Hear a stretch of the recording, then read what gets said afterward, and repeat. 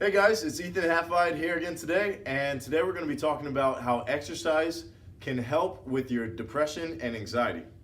So depression and anxiety are actually at record levels, and this is in part due to our newly formed habits of modern life, most as a result of the introduction of technology. It can be used for good, but for the most part it leads to social isolation, sedentary living, kind of vegging out in front of the TV, iPad. You're probably not snacking on celery sticks. We tend to develop a poor diet as a result of sedentary living. As well as a focus on money and image, because people aren't sharing on social media their average days, For the most part, people are sharing their new cars, their new promotions, They're flashing off the highlight reel of their life, if you will. And what that leads to is a poor self-image, because then we want to show what we're doing. We want to level it up. And this can be a healthy motivator for a little bit, but at a certain point it can become obsessive. Because think about this, on my newsfeed I can go down and I can see 100 to 200 different people, depending on how long I scroll. I can see the best parts of their life. And that could be one great day that they're having and they just decided to share on this specific day.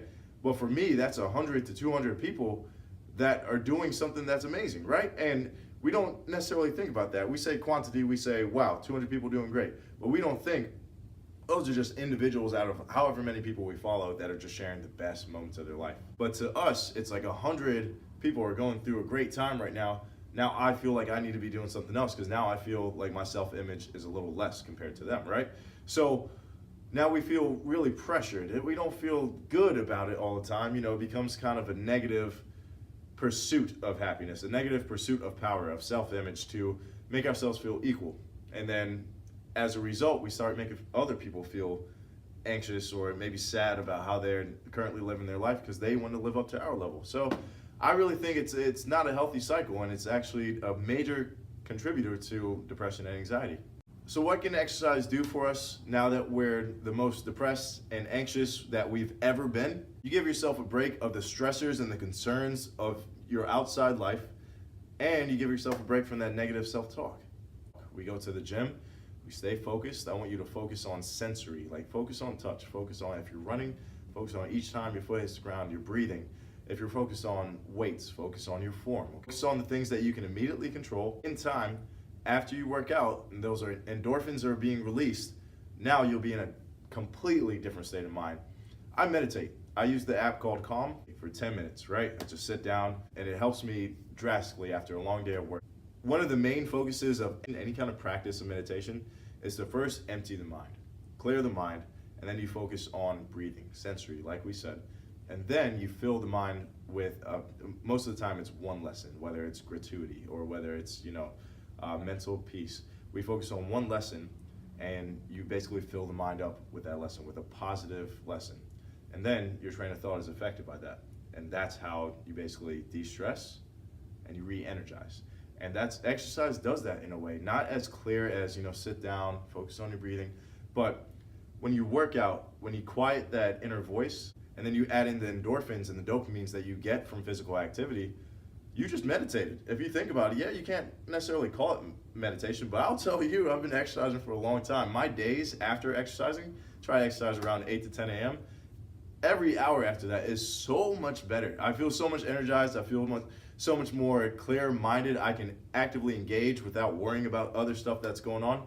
Exercise changed my life, and continuously, every single day. The days that I exercise are so much better. If you're going through a tough time, if you're stuck in the house because you're scared to go outside, because sometimes when you feel like less of yourself, you don't necessarily want to go engage socially. You don't want people to see that side of you, and I understand that. But if you take the time to go work out, focus on yourself, self-care, right? You don't need to go talk to a whole bunch of people, stay in your zone, meditate, right? Physically meditate, and then mentally you'll be in such a healthier frame of mind after that. Another thing that may help you, turn off your technology. I have a very active mind. We all have our thing. Mine is that I always want to be doing something, right? I love productivity. I absolutely love it. But it's a blessing and a curse, because it makes me really productive. But if I don't take time to kind of shut off, I burn out really quickly. Like, I won't get enough sleep, and the day after that, I'm like, I don't feel at peace like I normally do if I don't get a good night's of rest. So here's what I started to do. Here's what I think could help you. So turn off your technology. Like, when you get home, we're creatures of habit, right? If you get into a habit of coming home and staying working, right, your mind is going to get used to not turning off when you get home. And I realized that. I used to work up until I was in my bed, still typing out emails, still trying to plan out my next day. When I get home, I try to go to bed by 10 p.m. Sometimes I make it, sometimes I don't. But if I get home at 8:30, I try to turn off my technology within an hour that I plan on going to bed, because that helps my mind shut off. I get out of that frame of mind of, okay, it's work time, because a lot of work, especially with online training, is on your phone. I turn it off, my mind naturally turns off, it calms down.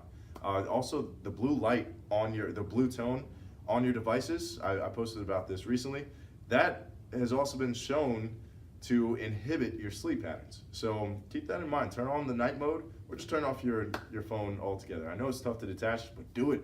Throw your phone, get out of there, all right? So hope this helps, guys. Have a good one, and take care of your mental health, because if you don't, no one will. Never forget, you can't water another plant if your glass is empty.